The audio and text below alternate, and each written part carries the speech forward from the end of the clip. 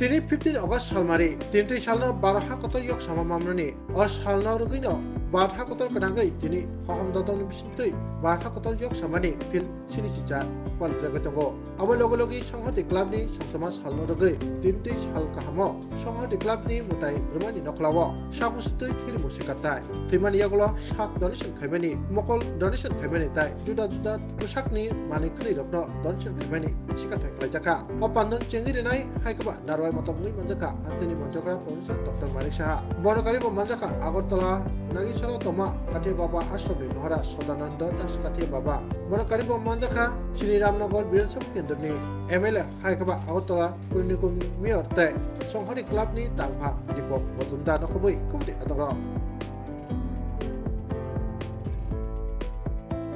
সংহতি ক্লাবের যে কর্মকাণ্ড সারা ত্রিপুরাবাসী জানেন, সারা আগরতলাবাসী জানেন। এবার এসে আমার খুব ভালো লাগলো যেভাবে স্বতঃস্ফূর্ত হয়ে এই ক্লাবের আহ্বানে এই মরণোত্তর দেহদানে যারা যারা এখানে এসছেন, একজনকে দেখলাম উনি দেহদানও করেছেন আবার চক্ষুদানও করেছেন। আর এত বিরাট সংখ্যায় আমার মনে হয় এটা অন্য ক্লাবে আমি অন্তত দেখিনি। আগরতলা শহরে অনেক ক্লাবে আমি যাই এবং এটা একটা এক্সাম্পল আপনারা সেট করেছেন। মেডিকেল কলেজে আপনারা জানেন যে খুব প্রয়োজন, অ্যানাটমির সময় অনেক সময় ডেড বডি পাওয়া যায় না, তার ডিসেকশন করতে হয়। ছাত্রছাত্রীরা যারা ডিসেকশন করে তাদের জানতে হয় শরীরের কোথায় মাসেল আছে, কি মাসেল, তার নাম, থিওরির সাথে প্র্যাকটিক্যাল দেখতে হয়। আমার মনে আছে এখনো ওই চেহারাটা আমি এখনো ভুলি না। প্রথম যখন আমি স্কালপেল ধরেছিলাম সেখানে যে ইনসিজন দিয়েছিলাম এখনো মনে আছে ওই পেশেন্টের, মানে ওই ডেড বডি। এটা একটা সাংঘাতিক বিষয় ছাত্রছাত্রীদের জন্য, যে নতুন করে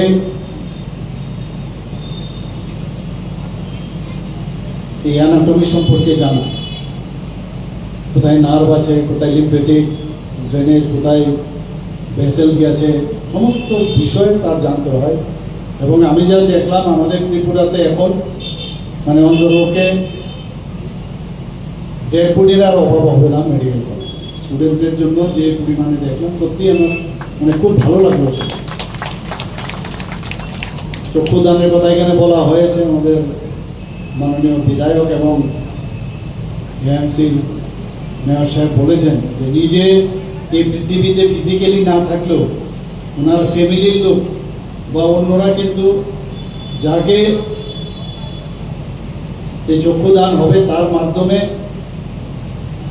যিনি দান করছেন তাকেও দেখতে পাবেন আর উনিও সারা মানে পৃথিবীকে দেখতে পাবেন। এটা সাংঘাতিক বিষয়। এই ধরনের যে কর্মকাণ্ড আপনারা করেছেন সংহতি ক্লাবকে আমি মানে কতবার ধন্যবাদ দেবো, মনে হয় কমই ধন্যবাদ দিচ্ছি, আমি আরও বেশি করে ধন্যবাদ দেওয়া হবে।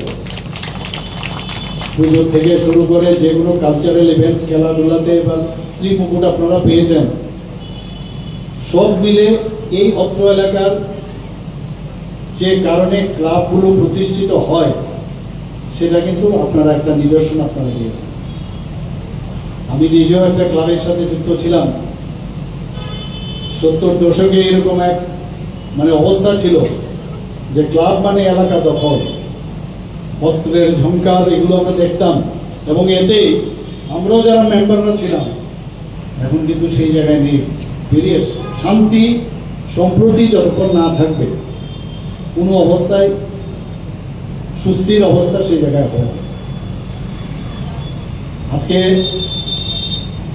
রামনগরে যখন একজন বাড়ি করবে সেখানে থাকার চিন্তা ভাবনা করবে, যখন শুনবে যে এখানে গেলে কোনো সমস্যা নেই, এখানে শান্তি প্রতিষ্ঠিত আছে, এখানে দামও কিন্তু বেড়ে যাবে।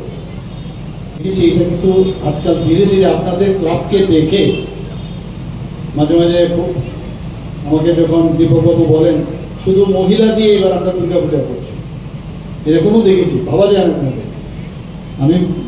আহ্বান করবো সমস্ত ত্রিপুরার সমস্ত ক্লাবগুলোকে যে মহিলারা যেভাবে এই ফিলান্থ্রপিক ওয়ার্ক এবং সাধারণ মানুষ এবং এলাকার কাজের জন্য ভালো কাজের জন্য ওরা বেরিয়ে এসছেন।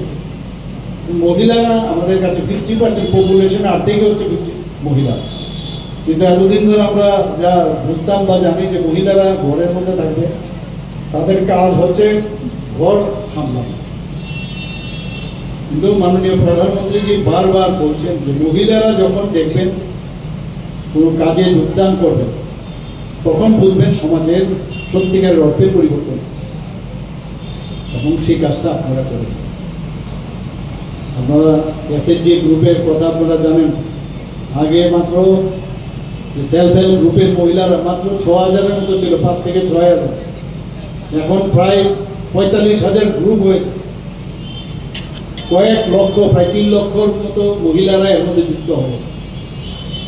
ওদেরকে ফান্ড দেওয়া হচ্ছে, সামাজিকভাবে অর্থনৈতিকভাবে ওনাদেরকে উন্নত করার চেষ্টা হচ্ছে।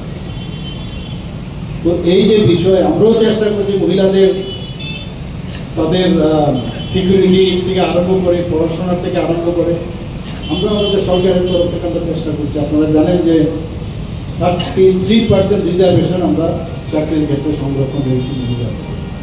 গভর্নমেন্টের কোনো স্টল যদি হয় সেই স্টলের 50% মহিলাদের জন্য রেখেছি। মহিলাদের নামে যাতে জায়গা জমি কিনে তার জন্য 1% লেস দিয়ে আমাদের রেজিস্ট্রেশন করা যায়।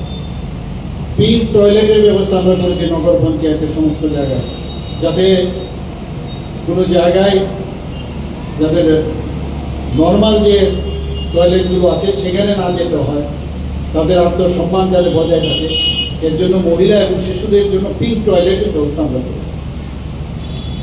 আমরা মহিলাদের যারা